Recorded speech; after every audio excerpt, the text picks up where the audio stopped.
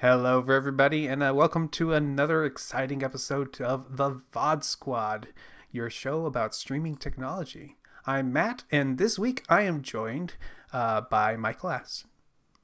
Hello, everyone. And that's it? What about me? Wait, where's that voice coming from? No, I'm sorry. Clyde is not here today. Obviously, he's not here. I swear I'm here. I don't see you. Obviously, you're not here. I don't know. Hello. I think I'm hearing something in my head. No, I'm sorry. That is the ghost of Clyde we're hearing. See, Clyde's ghost is here. Isn't he? Wait, he keeps coming in and out of existence. I mean, it's horrible. It's poor guy. The man has got poor internet disease, and it sucks. I have to say. Is it dropping? Oh, yes. Yes. Yeah. Okay. So this is... Never mind. I guess I'm not here. Have fun. No, you could say things. You just sometimes we're going to laugh at how you drop. It's perfectly fine. Hey, this is episode 247 for February 16th, 2022. And we're going to be talking about various fun things this week. And I was just curious, hey, is anything interesting going on for you right now? Well, I'm working again, so that's exciting. Wonderful. Is it something you're excited to do, or is it like back to the slog? No, I am excited to be working again and doing something interesting. So hopefully that will continue, but for the moment, I'm very excited. Cool. I'm so happy for you. I am working on fun, normally my job is me walking around fixing things all day long, but the last couple of days have been me working on paperwork, which in one way is very, very nice because I don't have to do too much walking around.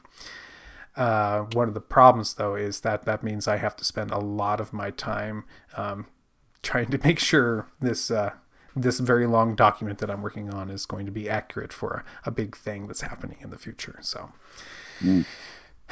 kind of miss walking around. My problem when I have to do a lot of paperwork is my challenge is actually staying awake. Oh, I'd say my challenge is actually it happening. Oh, doing the paperwork. Actually doing it. Well, it's. I'm sorry. It just happened to. They did print. There's a giant difference between physical papers and being something like a spreadsheet, which is basically what I'm working on right now, and then inputting that spreadsheet. So, I love spreadsheets. I can work in them all day, so that's not a problem for me. But did I make the spreadsheet where it actually makes sense and stuff is laid out in a logical fashion that's easy to read, or did somebody make it? And I have to work with the sprain as I deal with ad formatting. In my case, it is me trying to take multiple other pieces of information, some of it in spreadsheet form, some of it not, put it in a spreadsheet, and then make it look good and work well for me. And so I can import it correctly into my program. So I think, Clyde, you might be like me. The biggest challenge I have as an individual when I get somebody else's spreadsheet or I am working in somebody else's code is not spending the first 90% of the time it takes me to do the problem. Redoing it. Formatting it so that it looks the way I think it should look. Because there is a proper way to code, and if you're not doing it, it drives me crazy. And then I'm like, that's a tab. Let's add spaces there. Whoa, tabs and space. Oh, let's not get into that debate. No, I'm okay? just. That's why I picked that, because no, I'm a I'm a spaces guy, but I hit tab and let the application insert spaces for me. Okay. You have an IDE that allows you to customize your tabbing. Cool, nice. I'm sure a lot of them do that now because it's a thing. They all do that. Okay. So we should probably talk about news, because there's a lot of there may be a lot of news, but actually not as much talking of streaming news this week. I don't know why, but let's go ahead and get on to it. This week we're going to start with Movie Pass. Movie Pass is back, baby. Did you remember that awesome streaming service? Actually, it wasn't a streaming service. That movie service that would allow you to go and watch movies anytime you wanted for, one monthly fee? That's right. There was never heard of it. Clyde, you used it all the time. That's not fair. Allegedly. Okay. It used to be a service which would allow you to, at the peak of its of what people remember it by, allow you to just walk up to a movie theater, pay with a provided credit card, walk in and watch your movie, paid for by Movie Pass because you paid your monthly fee, and be able to watch as many movies as you like. As that was going on, the various movie theaters started fighting against this because they thought people paying for movies is a bad thing for some reason. I don't understand that piece.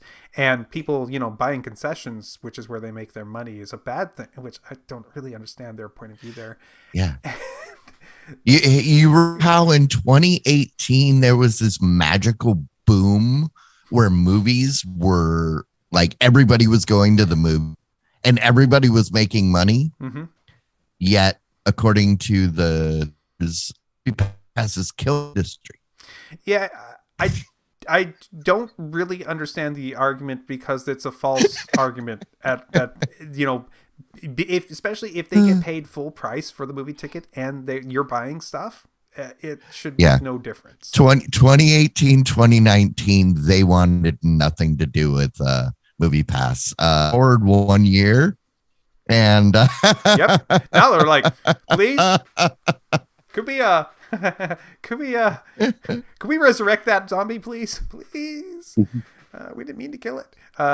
So what's happened is one of the original owners had repurchased the rights to Movie Pass because it was available for a song. We did mention that like 6 months ago or something like that when that happened. It's back. And so what they are doing is they're reviving it, but it's not going to be like it was in its heyday. You're going to be buying a monthly subscription, which will provide you with a number of credits. And based on which movie you're going to watch, it's going to cost you a certain number of credits to go see a movie. You will be able to accumulate credits. So if you don't go to the movies often, you will be able to carry over credits from month to month and be able to use them in other months. You will be able to use your credits to purchase multiple tickets, so you can bring your family or your friends to the movies using it. And as long as it's a good deal, I think this is a good idea, as far as because this is similar to other solutions out there that feel similar to this kind of thing, using a credit system like this. Not the same as the old Movie Pass, but still a cool movie club that should work with almost any type of it depends on if they support it, but most theater chains should probably support it in the future, I could imagine. There's a couple of things here that catch me as being particularly, questionable, I guess. The first is the fact that this is trying to come out in a time where every movie chain already is offering some sort of subscription service for their chain. Most people, at least in my experience, have preferences of where they go to see movies. And so it isn't really very limiting, for example, for me to have a membership at Alamo Drafthouse or Cinemark, because I'll just go there. It's not that big of a deal. I just choose which one I want to do most of the time. I'm going to go there, and it's probably going to have the movie I want to see. Unless I'm wanting to see like art house flicks and stuff like that, which Alamo Drafthouse would be the place to see that. If any place is going to have it, but otherwise, so there's that. it doesn't make a lot of sense to me in this environment. They proved the model could work, and then the theaters have all decided to do it. Then the other big, go ahead. The thing, though, to your point, is that this is theater agnostic. Because, like, even if I wanted to drive an hour plus to go to Alamo, I can't get an Alamo option. It's not available. It was in beta before the pandemic, and they shut it down, the beta. So I think if you were in it, you're probably stay. But I can't currently sign up for it. And then also the only other option description is AMC, and that's not an option for me. So I would say for a lot of markets, this is pretty good. You know, if you've got choices between Man and Regal and AMC, with maybe an Alamo someplace.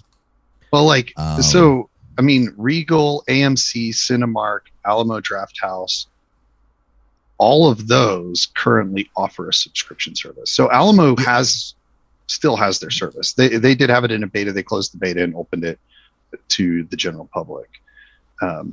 So they all have the subscription service. Last I checked, I couldn't sign up for it. But it may be your particular. But also, it's not really an option for me. It's an hour and a plus away. And if you read my Google review of the Alamo up here, it's not good. Yeah, you have mentioned that you don't particularly like it, but I mean, so most of the big theater chains, you may live in a place where that's not an option. But like I said, with what I said, Regal, Cinemark, AMC, and Alamo, that covers the majority of them. There are places like in Phoenix, there's a chain called Fat Cats. They don't have one that I'm aware of, but they're small, right? Like, so for every one of those, there's 2 Regals or Hawkins or something like that that does offer a subscription service. The other thing that I want to mention about this is the fact that they say that they're a Web 3.0 service. And no, I'm sorry. You said it wrong. It's Web 3, sir. Okay, Web 3, whatever. Anyways. Well, they said they're relaunching Web 3, but they are currently, I think that's the plan. That's the legal, that's how they legally say it. Well, if I know correctly from my understanding, Web3 means it has something to do with a blockchain and or crypto technology, and maybe with VR included in that. I don't know. Yeah, and a digital currency in with crypto. So I would say that satisfies that part of the definition. Yeah, Web3 is utilizing smart contracts generally on Solidarity, which is the chain that Ethereum is on, or the technology that Ethereum is built on. So, yeah, I mean, geez, it just, while I think there is a lot to be said for Web3 stuff going forward, I think that there are so many people trying so hard to get into it just so that they can have the buzzwords in their name, and they're stretching the reasonable and realistic utilization of it. Using a virtual currency, a cryptocurrency as your currency for the movie pass, it just seems like a stretch to me. It's okay. They just need to have another new buzz term because, quite frankly, we haven't had very many new buzz terms in a while, and that's what helps things sell. Whatever the new buzz term is, whatever it is. Crypto is been one of them. It probably is. That's why you saw like a ton of recent advertisements and companies pop up for crypto and SoFi and whatever. It's all buzz. It's buzz. It's trying to get people to, be excited about the newest thing and to give a name to it so they can use that to help drum up excitement, and that's fine. It's Web3 is just the next layer of that. In fact, it's version 3.0 of drumming up excitement, quite frankly. I don't know. I actually think I will be not using Movie Pass because I don't go to enough movies anymore. Well, if you remember, Movie Pass was the only reason that went. I saw a lot of movies over 2018 and 2017 and 20, main only because I had Movie Pass. Right. And I just checked the Alamo website, and it being relaunched. Their service is being relaunched in some areas, and there are several areas that are coming soon. And it's never been live in area, so it's never been an option, and it's still under coming soon. I depending on the cost, that's my big thing is. Right. I don't mind credits. $50 a month? But that's what I'm saying is I like the idea of the credit they roll over. Yeah. I don't use my credits if there's no movies in a given month, because right now you're lucky if there's a movie worth seeing every couple months. Right. In my opinion. So you can roll those credits. I want to see work. Like, how many do you get? How are they allocated in usage? Right.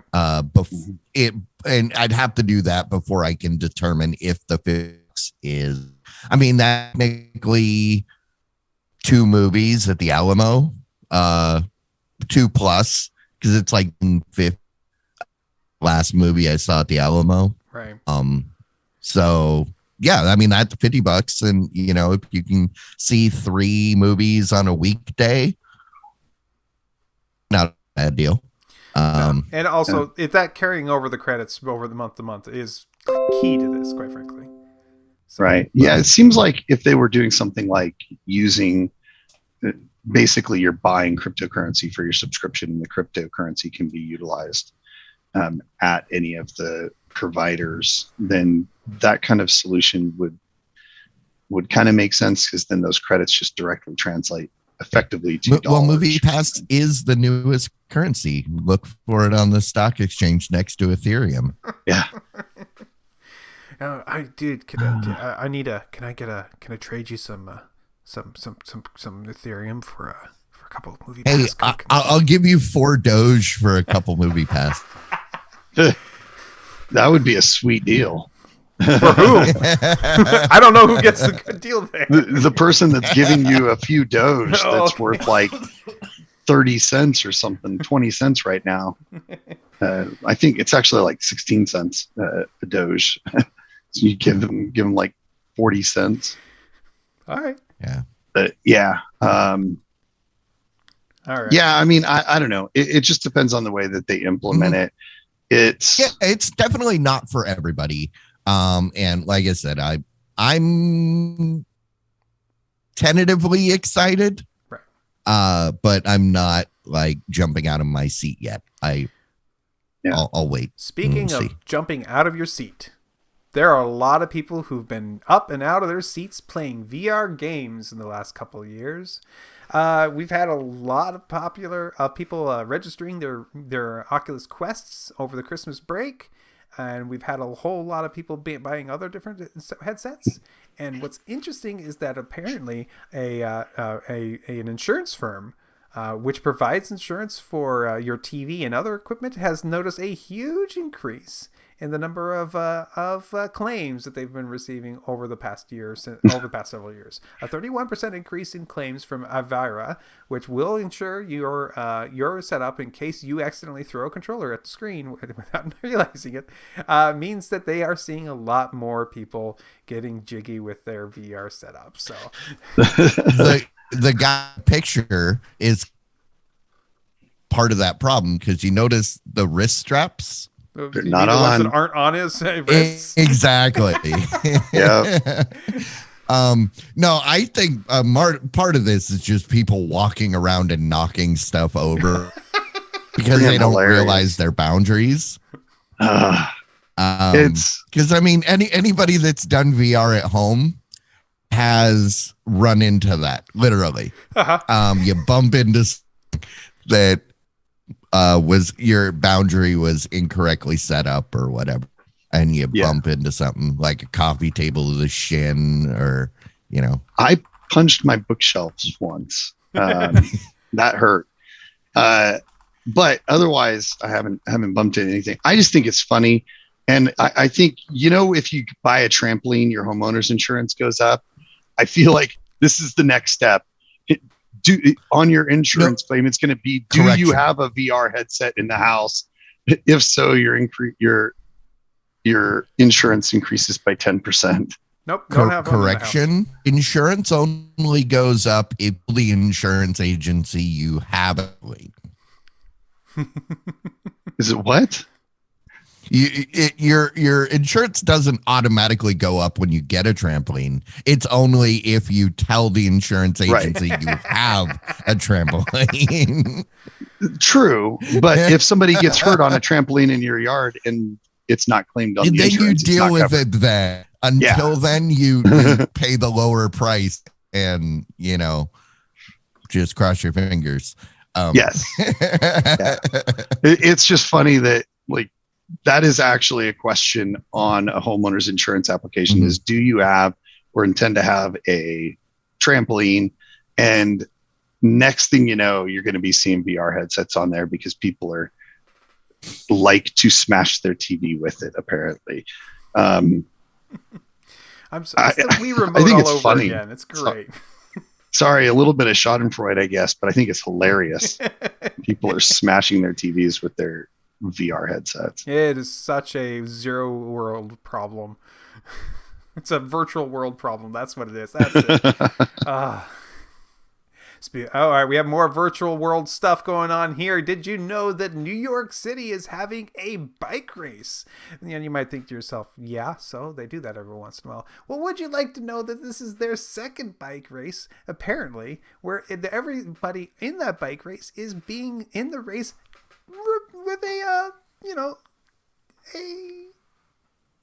avatar virtual biking experience. They've went ahead and they've announced that they're going to be starting a new bike race using the Wahoo Kicker V5 smart trainers. This is going to allow up to 160 different people get on their bikes and do a virtual race around New York with gradients and virtual drafts from other players as well. So you'll be able to be doing actual drafting off by players with it. So let me ask, are you familiar with Zwift at all? No. Or is this the first you're hearing? Okay, it's been around for actually a pretty cool app. I've got the sensors on my bicycle because I can't ride my bike during the winter. So this is actually pretty good. Because you've got some speed sensors that you put on your bike. Right. And your computer picks that up and then gives you just put it on whatever screen you want and you go ride, and you can ride with other people. And the fact that they're basically doing a tournament is cool. Yeah. I think does it awesome. Does it get harder when you approach a hill and stuff automatically? Virtual. It depends. It depends on mine does not. I'm just using a regular with the resistance stand, and it's not computerized. There are ones that will. According to this, the Wahoo Kicker V5 bike. Yeah, if you're using the Kicker V5, then yes, I have a Wahoo Kicker, like the original one. I think it's a Wahoo. Wahoo. And it doesn't. It's got a knob that you set the thing. Newer ones are dynamic. That's cool. That sounds pretty cool. It is. I would much rather be outside and not sweating up my basement. See, I appreciate that perspective. However, being in Austin, where it will melt you if you go outside and exert yourself more than picking anything up, you will start to melt. So at least 3/4 of the year. So for me, and the fact that I'm allergic to all of Texas effectively is just constantly trying to kill me. So I prefer to exercise in my house because I don't have to deal with those. So this is basically addition, a lower cost alternative to Peloton. Right. The hardware, like if you have, you can get the cadence and the speed sensors, probably like $30 to $40 for the set. Easy. You need the ANT plus receiver for your computer. You're like $20. But the big is getting the thing for your phone on. Mm-hmm. Or you can do like, and you just go buy one off of Facebook Marketplace. I got mine for like $20. It's like a $200 thing. I got it because people buy them. They're like, I'm going to do this. And then they never do. And then you buy it, $20 or what. The real thing is which software you use. Because Zwift, if I remember right, is around $15 a month for subscription. They are definitely the higher end, better quality. But there are free or cheaper alternatives out there that use like actual from actual roads, which is cool. But the fact that they're doing that, because I mean the whole point of Zwift is gamifies your workout, and also it allows you to go do a virtual race. Maybe you can't go to New York because it's expensive to go that far. You could at least go to. So do you want to race the Tour de France? You can. Do you think like Zwift is a better option for the average person than something like Peloton? Or oh, absolutely, because you don't have to buy. So like the problem is the Peloton. You've got a piece of equipment that's only good with their app. Zwift, you use with your regular bike. You could get an exercise bike, but it's really if you use it with your regular bike, it's really easy to you just flip the thing, take your bike out, and then go ride. You don't have wheel up, depending on which trainer you use. Some require you to take the wheel off. It's got a cassette built in. Most are just friction against the tire, which it really depends how you want to get into it. But if you've got enough room to set up your bike, it's also a good way to dip your toe in. If you decide you're really into it and you want to get dedicated hardware, but you don't have to. And all the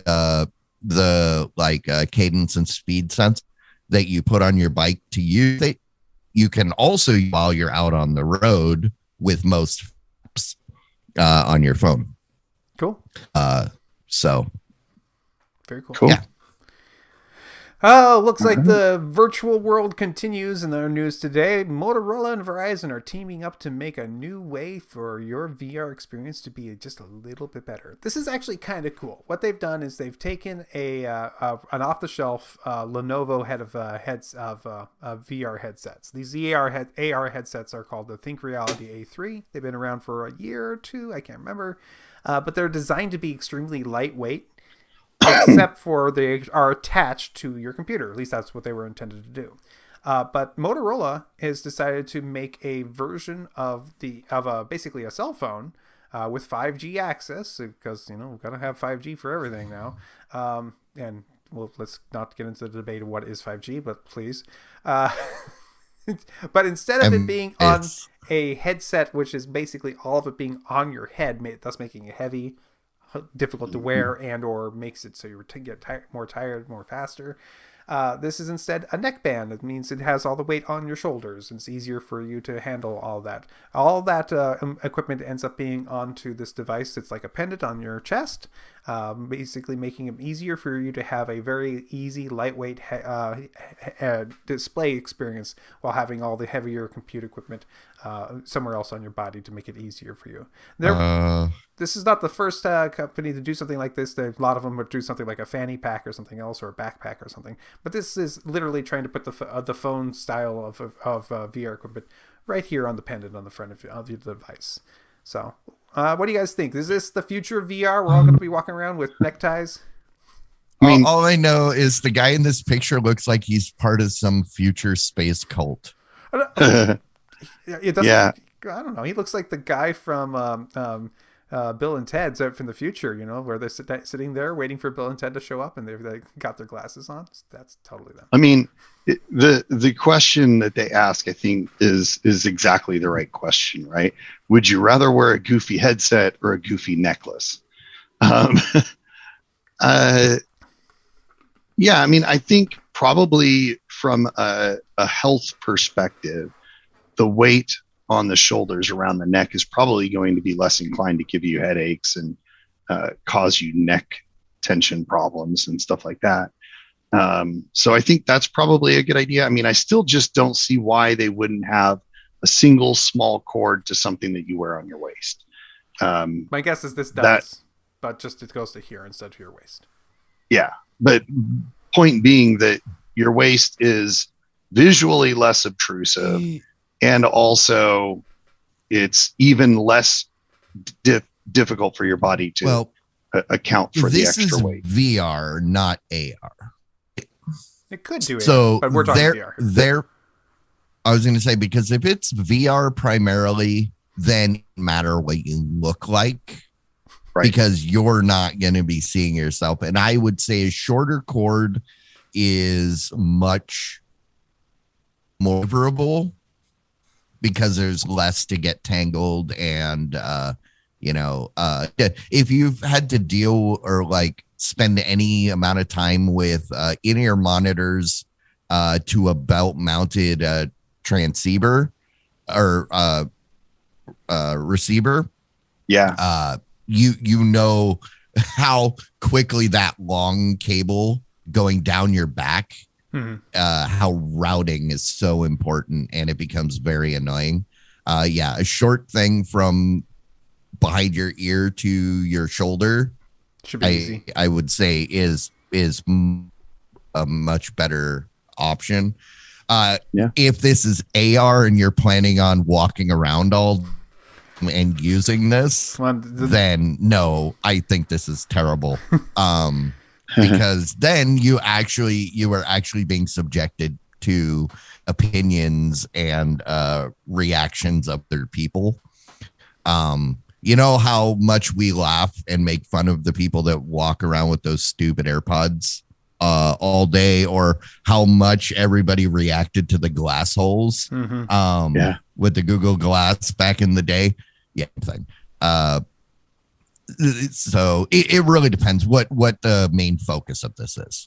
Yeah. I mean, if you think of it as a VR, I agree. The simpler, the better for a VR solution, right? Yeah.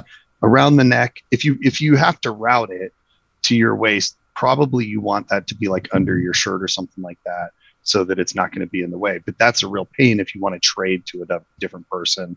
So probably not.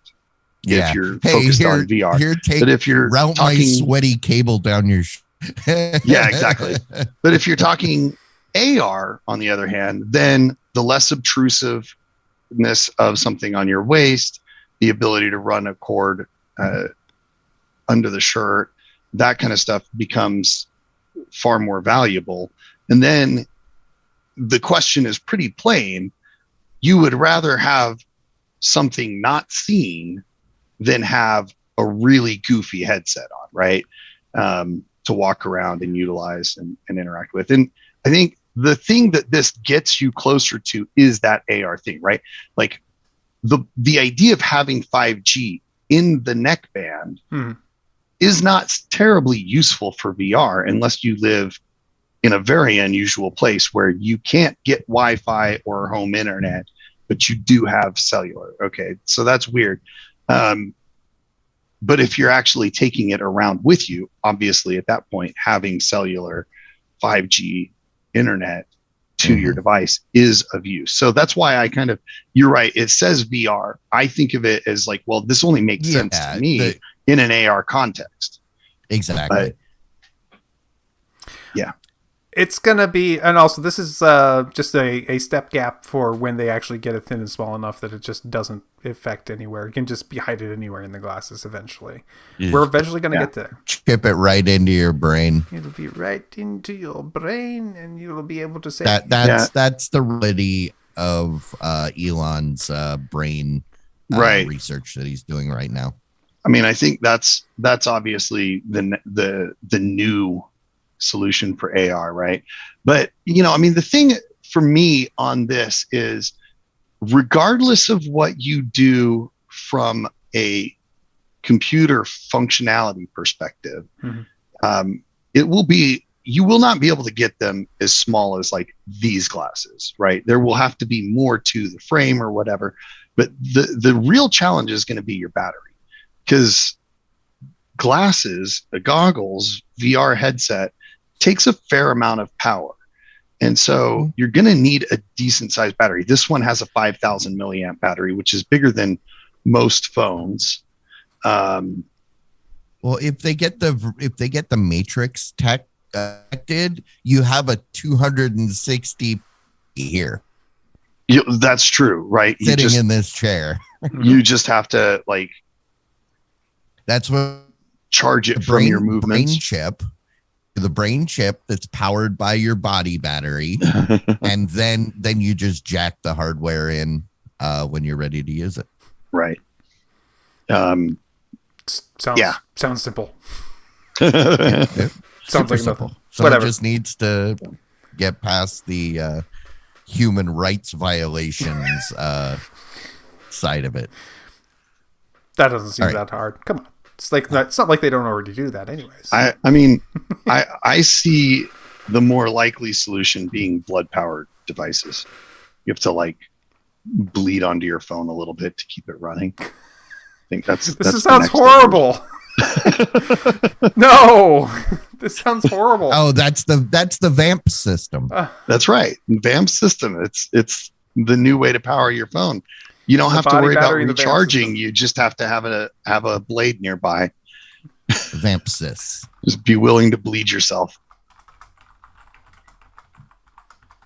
All right. Someone else there's someone else that wants to bleed you. Actually, that is Viacom CBS. Yes, they are trying to find new ways to take every single dollar from your wallet as usual. No, looks like they've actually had an announcement today or recently about a lot of changes that have been going on with them. They are really happy with their Paramount Plus service, which they hit over 32 million subscribers during the last quarter. So they are really happy with how well that has been doing.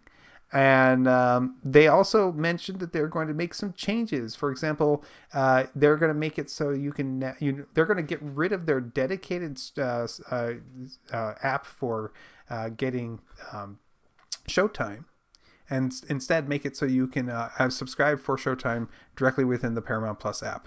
This isn't, I don't think, getting rid of all the other ways you can get Showtime, which You're basically doing what they did. Yeah, they're rolling Showtime into right. Oh, my internet is bouncing. They're rolling it into Paramount Plus, like HBO Max is. Right. You can still get HBO on the side, but why would you? Because it's the same price.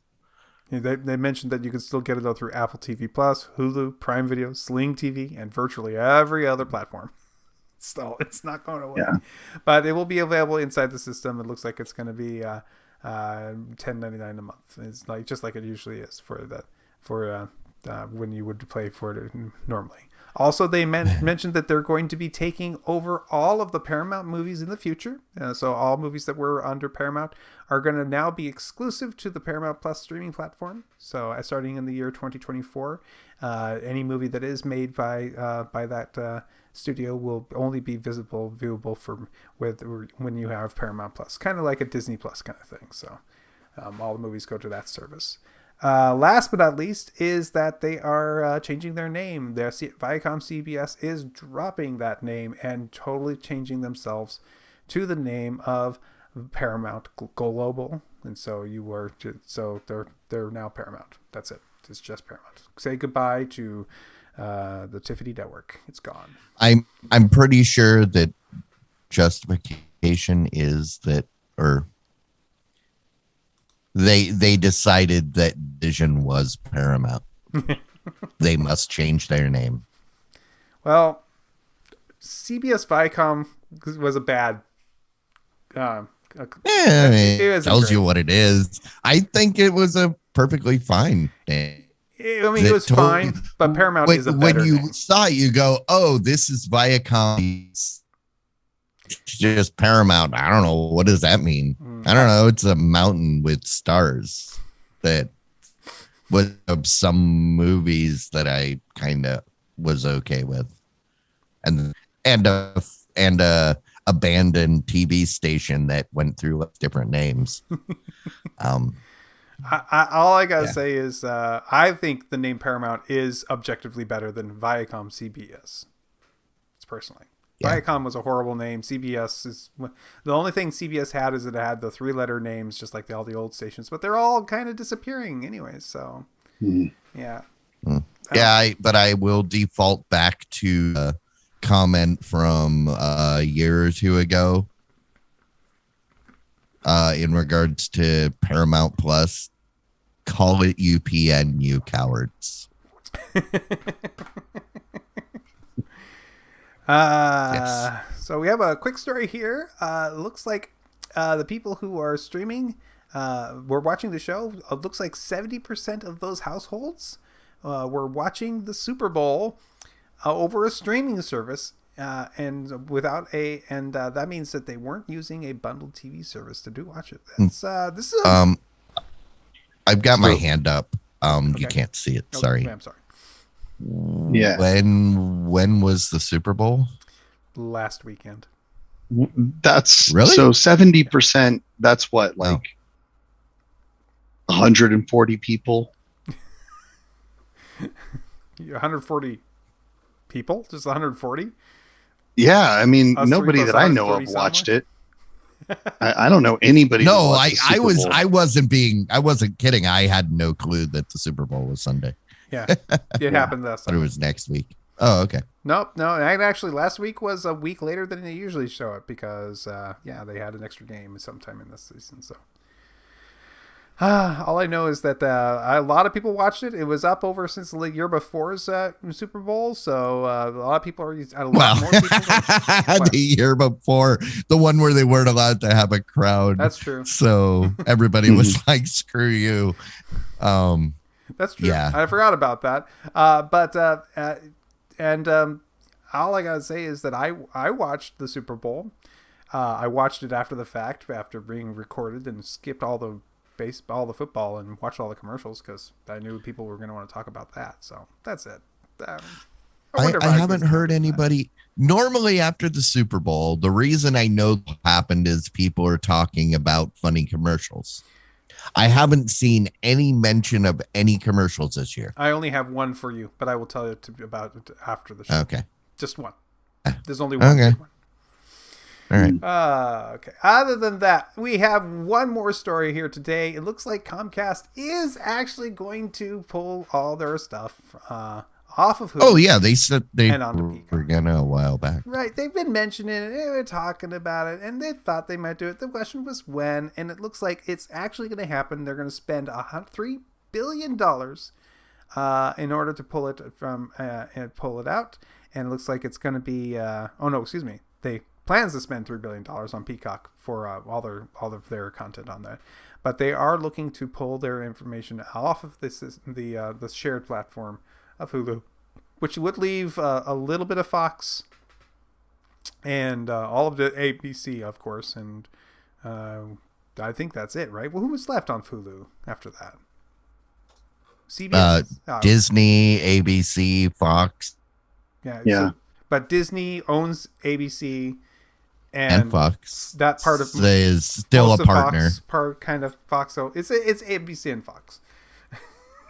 Yeah, because I think they go ahead. No, I was just going to say that the idea of keeping Hulu separate, and now I'm distinguishing Hulu versus Hulu Live, right? Yeah. Seems like it barely makes any sense now. Pull these out, and it's like, why is this separate from Disney Plus? Well, I mean, I just feel like it's not family friendly or family focused. Right. Is on Disney Plus. The stuff that is not is on Hulu. Yeah, Hulu allows them to have that external brand that lets them have cop dramas that have bad things happen. Yeah. And all that FX. stuff. FX is the perfect thing. Can you see It's Always Sunny on Disney Plus? So then that's a good point. Then does it make sense to still be Hulu, or does it make more sense to brand it to the brand that everybody knows? I say the like worst thing they could do is change it, because Hulu is a name that everybody knows and everybody trusts. But it doesn't mean what it used to. It doesn't really have a meaning. It was a place that you go to watch a day later. Right. And if you can't Hulu, watch anything but one channel, or effectively two channels, you've got three all channels of the property.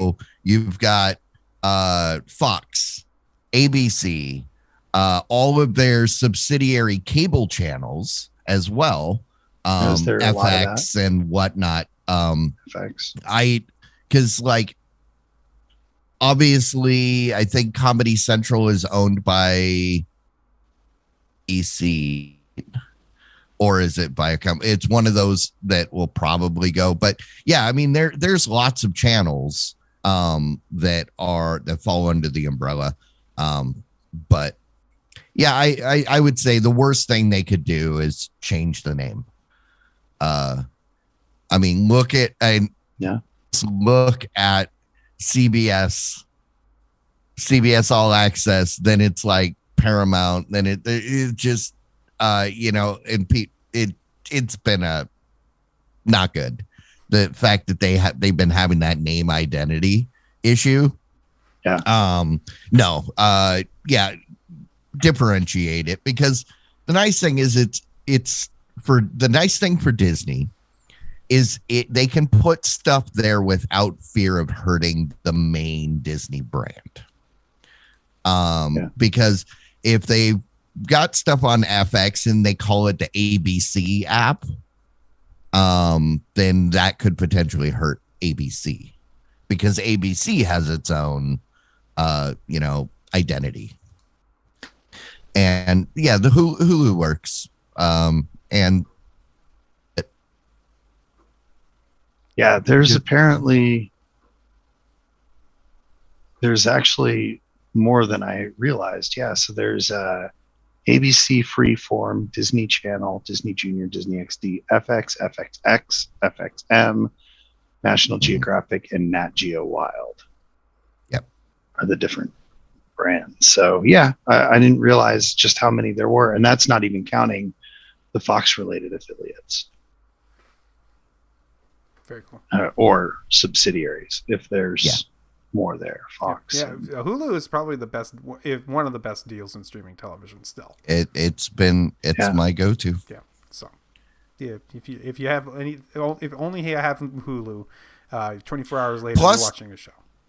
Plus, they're still doing Hulu original TV shows and movies. There have been a couple big movies that were Hulu ended up being Hulu Originals. I think, did I watch that Boss Mode movie was that a Hulu picked up? Yeah. I mean, I think obviously it doesn't make sense not to keep it separate. What kind of idiot would think that it should be combined? Although the thing that thing that makes silly. me angry is that they're gonna actually, this was part of the previous story that I forgot to mention, but another thing that's leaving is South Park becoming in 2023 is becoming a Paramount exclusive. Yep. And my internet is unstable. Yes, it is. Thanks for the warning. Okay. But yeah. So yeah, I don't know. I'm not as wary of it was. I think back, there's not a lot of NBC stuff that I'm watching anymore. So whatever. Yeah, it feels like that a lot of their stuff has gone a certain way, and I don't know if I like the way they've gone with their shows. So it's okay. And is there any more stories? I don't know. Is there one more? I think that might have been it. If you're a South Park fan, Viam is saying, screw you.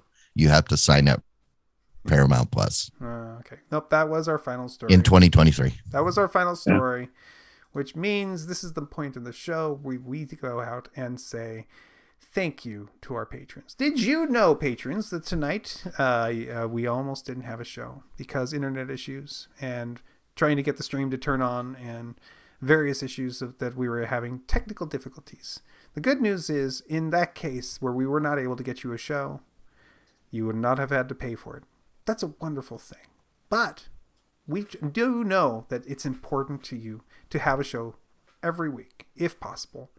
So we pulled some strings, we pushed some buttons, we tied things together with a little bit of tape and a little ribbon, try to make this work well for tonight. And I think we were able to make it work. So congratulations. Welcome to another show. Thank you very much for your support. We really appreciate it. And if you'd like to be a patron, you can find us at patreon.com/thevodsquad. Okay, guys, I'm going to go ahead and move us over to our rants and raves.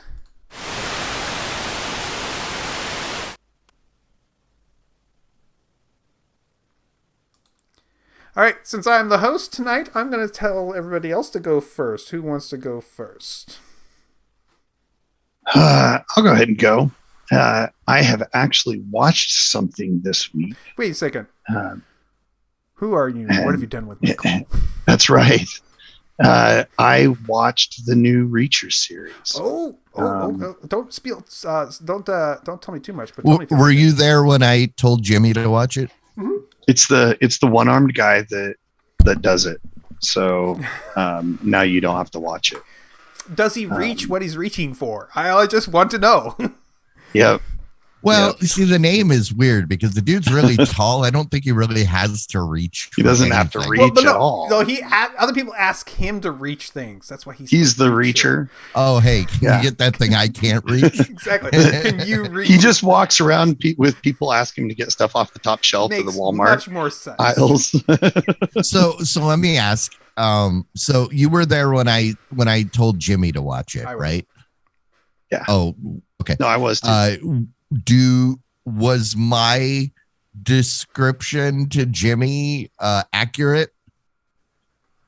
I was kind of dumb fun. Not real like grounded in reality. Yeah, but, I mean, I thought it seemed exactly the way your typical military police officer would be, like his skill set and abilities, 100% typical military police. But it was a little self-aware, very realistic, and I thought it was fun. Was, I mean, if you've seen any of the Jack Reacher movies, you kind of know what to expect. I don't think it was a big stretch. I do honestly think this was better than either of the Jack Reacher movies. Absolutely. And I liked them, but I just didn't think they were great. I enjoyed watching them. Thad from Blue Mountain State is a more believable Jack Reacher than the 4-5 Tom Cruise. Yeah. And the cast could be much more diverse because they didn't have to hire people that were under 5 foot tall. And it was most of the people on there were people I already like for different reasons. So it was I fun. don't think I knew a single person in that movie from anything else or in the show at all. Like not one of, well, that's not true. The FBI agent dude, I recognized him from something else. Literally the only person in the whole movie, the whole show that I am certain that I look up the mayor and you'll go, oh crap. Yeah. Because he's been in everything since the 80s. That's true. No, you're absolutely right. Like I said, the main detective, I knew him was from because he was the main on iZombie. Which if you haven't watched that, you should. It's fun. Yeah, I saw like 3 episodes of that, so I may have seen him there. You're right. Yeah. The mayor dude, I knew him. He's been in a ton of stuff, so you're right about that. Yeah, I mean, there was just people would pop up, and it's like, oh, hey, I like them. Yeah, it was a fun show. Yeah, it was closer to Burn Notice than that. What's the Tom Clancy TV show? That's also on Jack Ryan. So it's closer to Burn than Jack Ryan, but it's not as silly as Burn Notice. But it was fun. It was fun. Yeah, I agree. I thought it was really enjoyable. It was, it wasn't some sort of like artful, it wasn't cerebral show, but it was definitely enjoyable. And that was the other thing that I really liked about it. It's one of the few shows out there trying to shove politics down your throat. Yeah. Yep. Agreed. All right. Hey, Clyde, you got anything for this week? I watched this thing on Netflix. Am not penalized for trying stuff. I started watching that Venting. Have you guys heard anything about this? What was it called? Sorry. Inventing Anna. Inventing Anna. It's based on the story of that Anna Delvey con artist that passed herself off as like a German heiress a few years ago. Think the show was kind of interesting, very frustrating, because by the end of the show, I feel like they're trying to push the viewers into a sympathetic state, which totally, if that character was anything, if the real person was anything like the character portrayed, she deserves absolutely no. But it wasn't bad. It wasn't great. It stars is it Jessica Garner? She's the blonde curly hair Julia Garner from Ozark. She's the hillbilly assistant blonde girl on Ozark. Although that accent that she was trying to do that was very annoying. I was very annoyed by it. So I don't know. This is one of the Shonda Rhimes' new projects. They kept every episode started with some variation on. This is based or the facts in this are true except for the ones that aren't, or except for the ones that are completely made up, or except for the ones that are BS. And they found interesting ways to paste that disclaimer into the background at the beginning of every episode. Sometimes it's on a newspaper. Sometimes it's on the wall and graffiti. So, I mean, they did some cool stuff, telling a story, but toward the end, I was kind of getting annoyed by the heavy-handedness of the writing. Because you started to see what they were trying to force you to. But I don't know. It wasn't great. It wasn't bad. Worth checking out, especially now that if you don't like it, you can remove it from your continue watching. That's fair. That's right. That's the only reason I started it. Well, I'm glad you found something you liked on Netflix, Clyde. And I'm glad that if you didn't find something you liked on Netflix, you could get rid of it. I found something that I don't regret watching it. Okay. All right, I have two things to update. One thing is last week or the week before, I mentioned that I was trying to make my streaming service, my in-house cloud streaming service thing. I was able to procure via a friend an older NVIDIA card, but it does work to do what I want to do. And I am doing the streaming within my house between my two computers. And that little guy, that little streaming box is in my other room, and I can use that to stream using Parsec and play high-end games with almost no visual quality loss and very low latency. Because it's inside my network. It's low. It's like less than 10 nanosecond or millisecond latency. Oh, I can't tell. And play fun games off of my machine and leave the loud machine in this room. So that's the idea. And possibly go somewhere else and be able to, over the internet, connect to it and maybe do something maybe not so latency requirement, but be able to play my games, get to my desktop and do things. I am happy to say that does work. Get an NVIDIA video card for your server machine to do that in order to get good streaming from it. You can use it. You can use the built-in Radeon graphics card of a Ryzen chip, or as I did, the R7 chip on my Athlon-based chip. That does decode fast enough, and it does fine. No hiccups or anything like that. But no hiccups. No hiccups. It might have hicks. I don't know. It can have hicks. I don't care. But the important thing is that setup does work, and I do recommend it for people. So the other thing is this weekend we had company over. We've been doing that a lot recently. Feels like the company's everybody went to bed, but just in case somebody needed something, everybody went to bed early on too. I decided I wanted to stay up and watch a movie.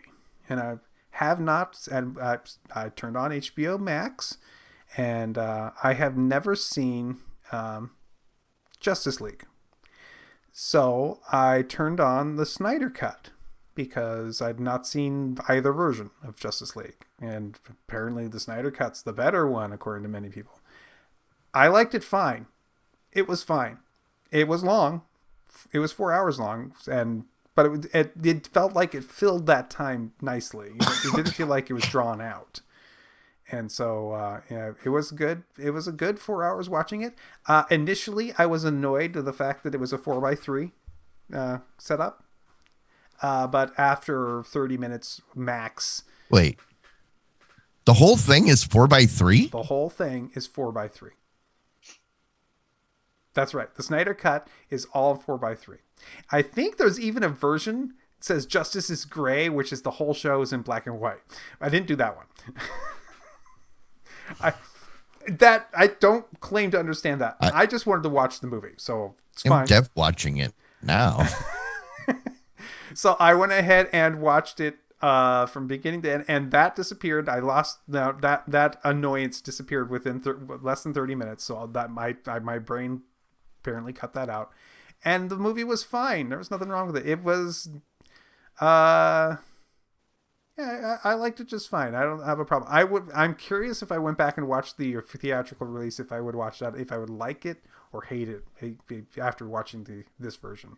Yes, that's what I was going to ask you is how do they compare? Yeah, and so I decided to do the Snyder Cut first, and I would like to see if maybe I will go watch the shorter. So apparently what I'm hearing is the Snyder Cut refers to the fact that he cut off everything that's to the left and the right. Yep, sounds like it. Well, it's also like an hour longer, right? Like it's a 4-hour movie versus whatever. Really that's how he made room for the extra hour, is he cut out everything that was on the left and the right. Right. Saves bandwidth, right? That's what it is. The last hour is the stuff from the left and the right. It's not terrible. It's a bit confusing. It is. It is. No, I'm demonstrating with my hands, and you can't see. Yeah, you take the left and the right, and then stick it together. So then you see, like, yeah.